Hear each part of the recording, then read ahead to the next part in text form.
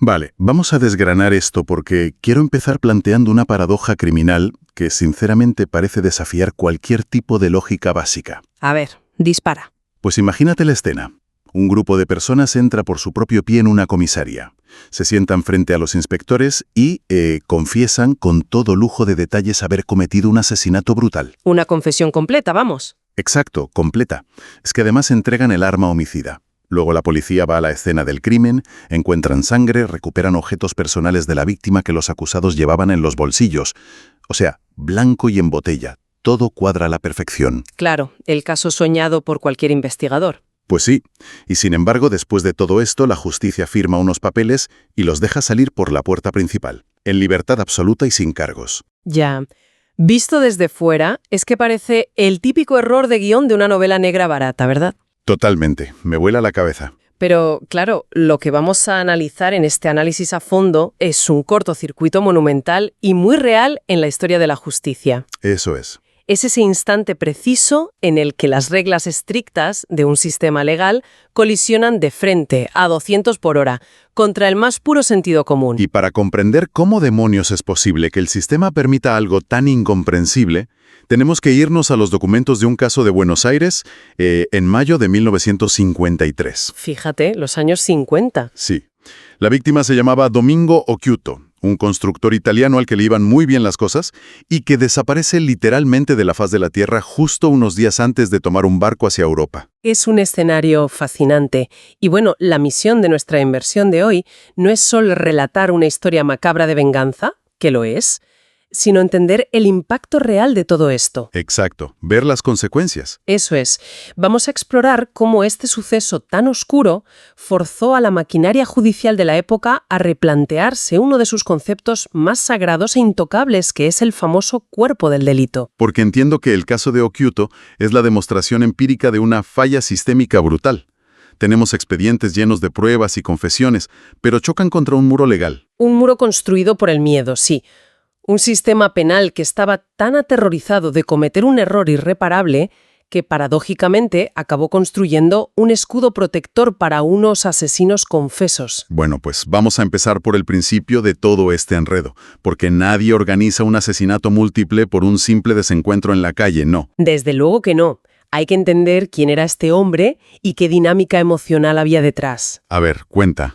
¿Quién era Domingo Occhiuto y cómo acaba siendo el objetivo de un complot tan sumamente elaborado? Pues mira, Occhiuto era un hombre de 35 años, un inmigrante italiano que había llegado a Argentina hace nada, en 1949. O sea, llevaba 4 años en el país. Exacto, 4 años, y su historia es la del típico éxito rápido.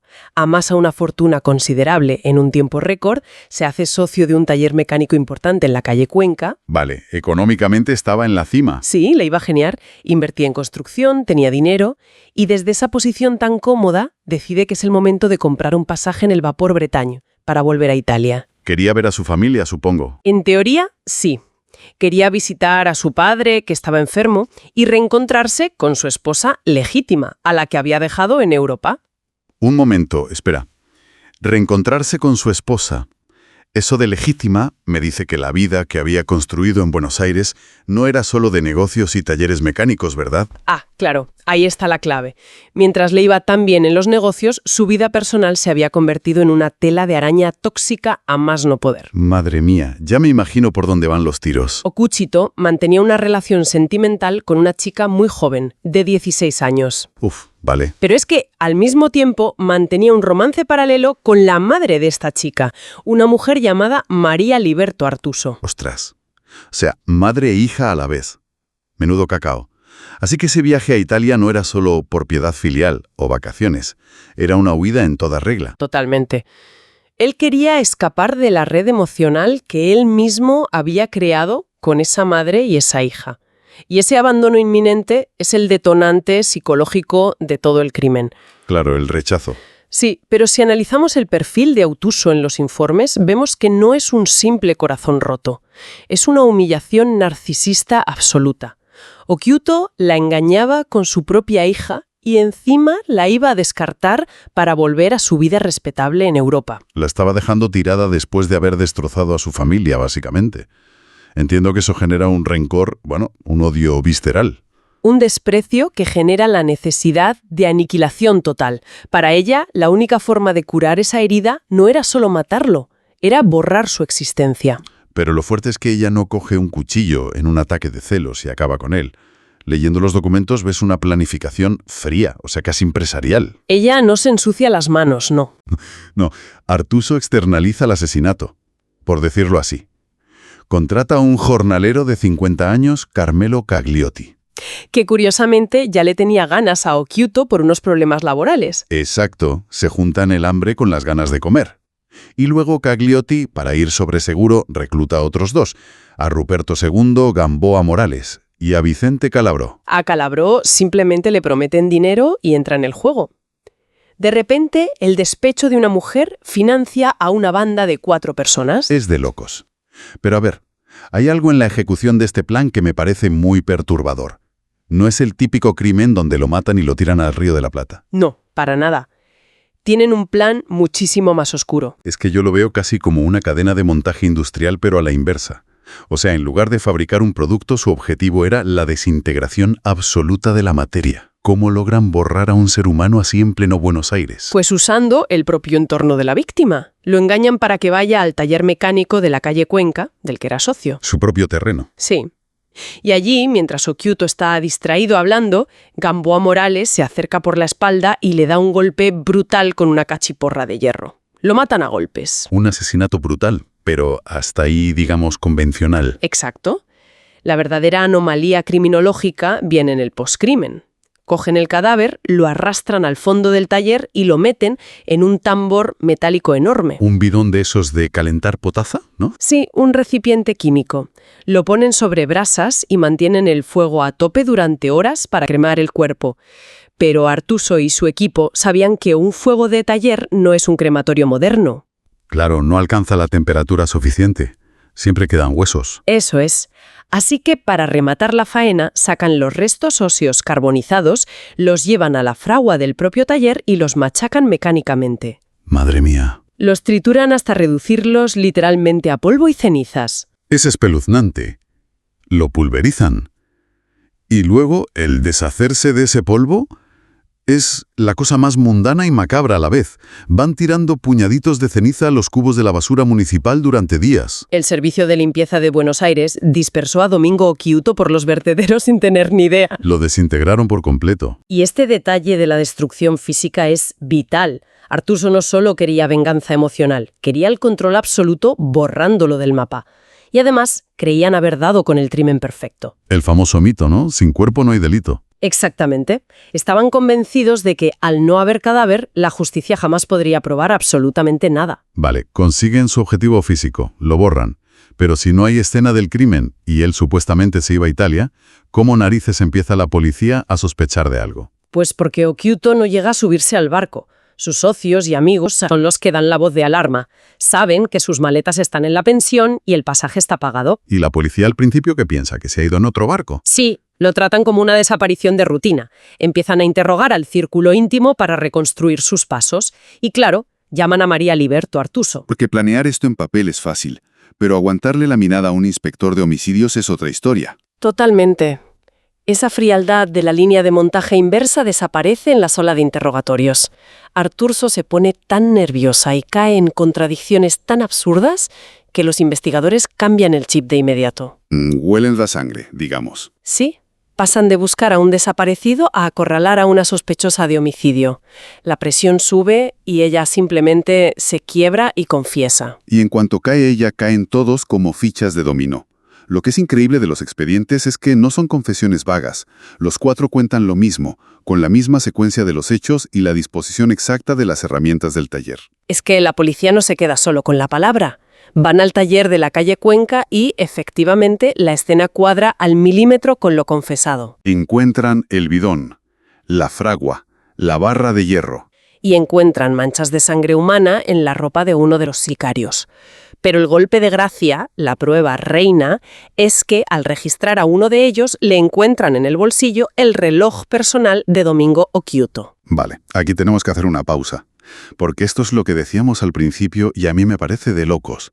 Tienes confesiones calcadas, La sangre, el arma y el reloj de la víctima en el bolsillo del tipo que acaba de decir que lo ha matado. Sí, es irrebatible. Cualquier jurado de hoy no tarda ni 10 minutos en condenarlos a cadena perpetua. Lógicamente, el caso está resuelto. Entonces, ¿cuál es el obstáculo? ¿Por qué los dejan libres? El obstáculo, y aquí entra el meollo legal de nuestra inmersión, es la diferencia abismal entre la certeza fáctica y la certeza jurídica. Vale, explícame eso. La certeza fáctica es lo empírico. Sabemos quién, cómo y por qué lo mataron, los hechos reales. Pero en el derecho penal argentino de los 50 la certeza jurídica era otra cosa. Estaba atada a unas reglas procedimentales arcaicas. O sea, un tecnicismo legal se impone a la realidad de los hechos. Y el tecnicismo era, precisamente, el concepto literal de cuerpo del delito.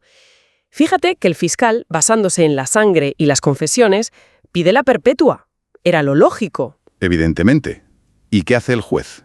Pues el caso recae en el juez Damián J. Castro Videla.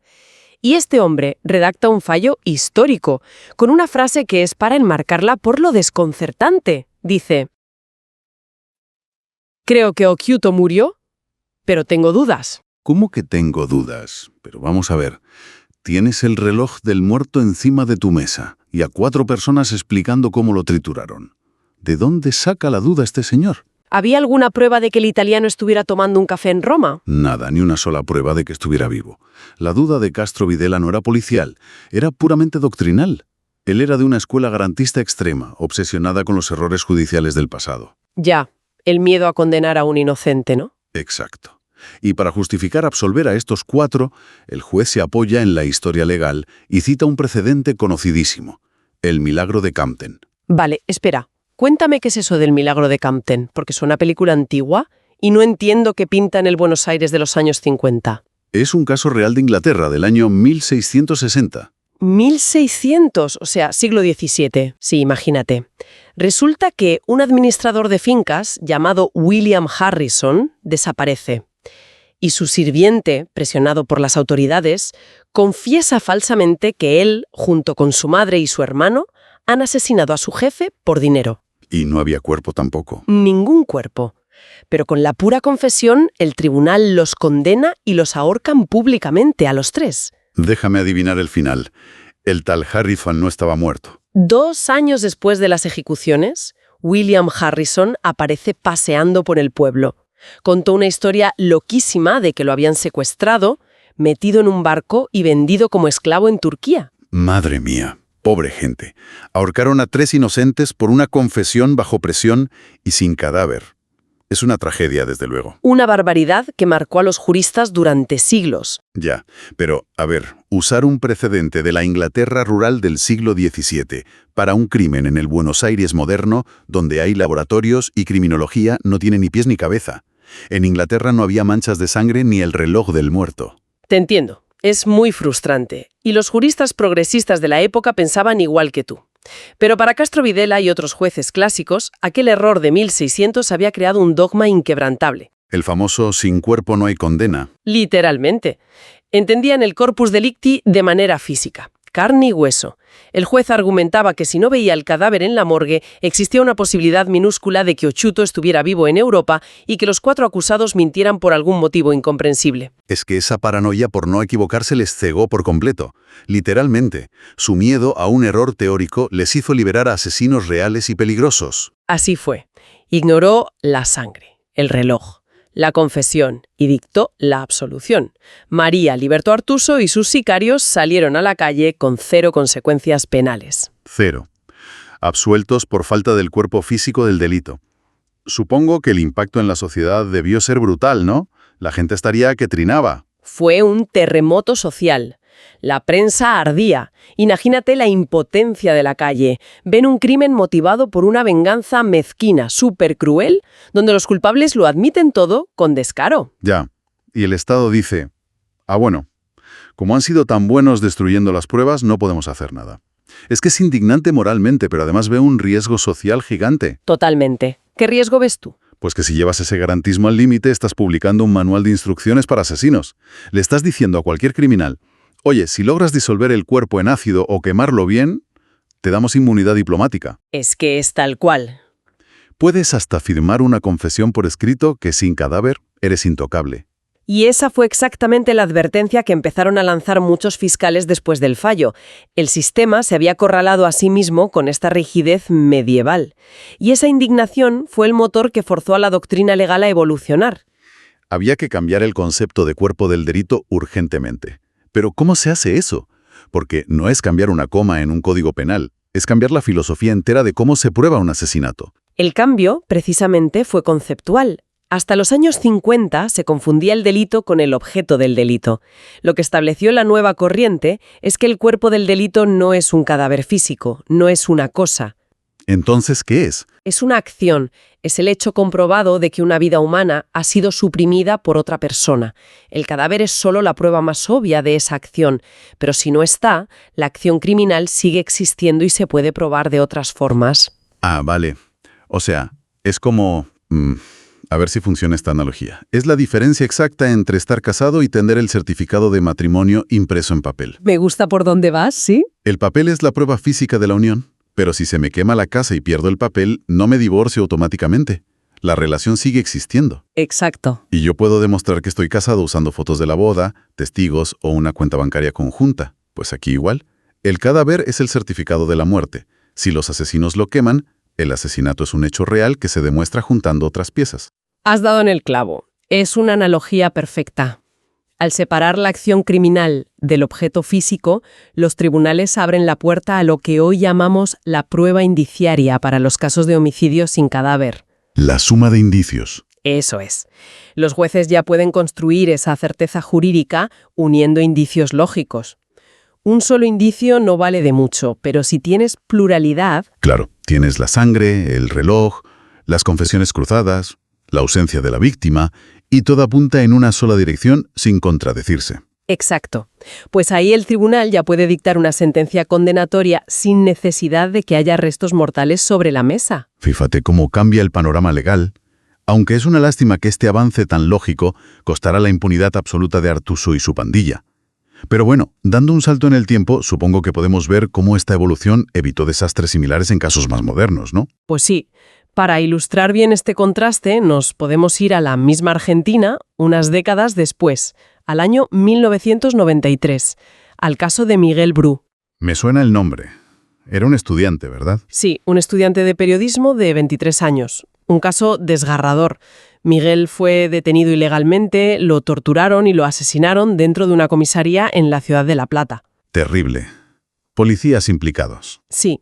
Y al igual que hicieron Artuso y los suyos en el 53, los policías responsables hicieron desaparecer el cuerpo de Miguel. De hecho, a día de hoy nunca se han encontrado sus restos. Vale. Años 90, policías corruptos, sin cadáver. Pero aquí los jueces ya no sacaron la excusa de los ingleses del siglo XVII. ¿Qué pasó diferente? En el caso de Bru, se demuestra que el sistema había aprendido la lección.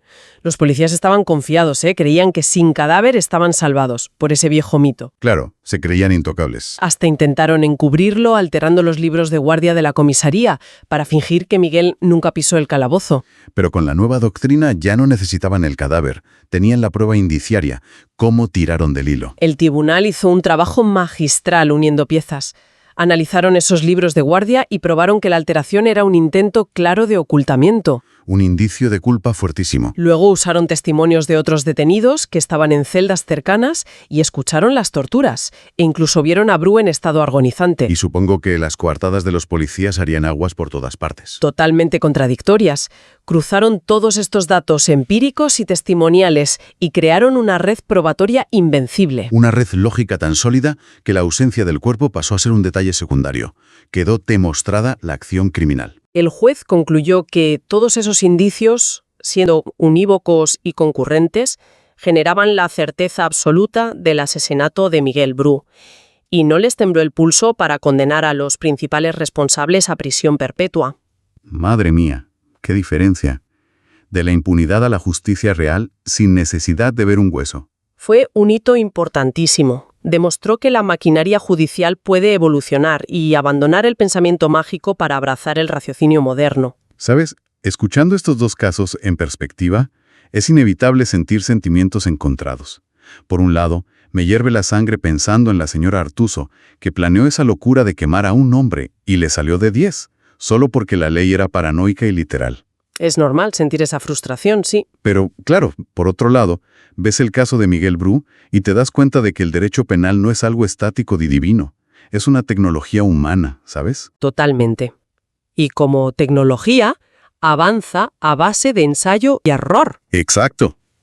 Se equivoca, fracasa estrepitosamente liberando a asesinos, pero a veces aprende de esas heridas para proteger mejor a la sociedad en el futuro. Y ese es el verdadero legado del caso Occhiuto. Es un recordatorio doloroso de que la ley siempre debe estar anclada en la realidad material y en la lógica, y no en miedos abstractos o dogmas del pasado. Porque cuando una garantía procesal se estira hasta lo absurdo, deja de proteger a los inocentes. Y se convierte en la mejor herramienta de los criminales, efectivamente. Pues esto nos deja una reflexión final interesantísima. Porque hemos visto cómo algo que en los 50 se consideraba una verdad sagrada, que es la necesidad de un cadáver material, hoy nos parece directamente ingenuo o arcaico. Completamente superado. Entonces, es para pensarlo. De todas las verdades absolutas, de todos los requisitos procesales que tenemos en los juicios hoy en día, ¿cuántos nos parecerán absurdos dentro de 70 años? Esa es una gran pregunta. Imagina cuando la inteligencia artificial o la neurociencia forense avancen un poco más. A lo mejor descubrimos que lo que hoy consideramos barreras de protección indispensables son en realidad muros que nos impiden ver la verdad completa.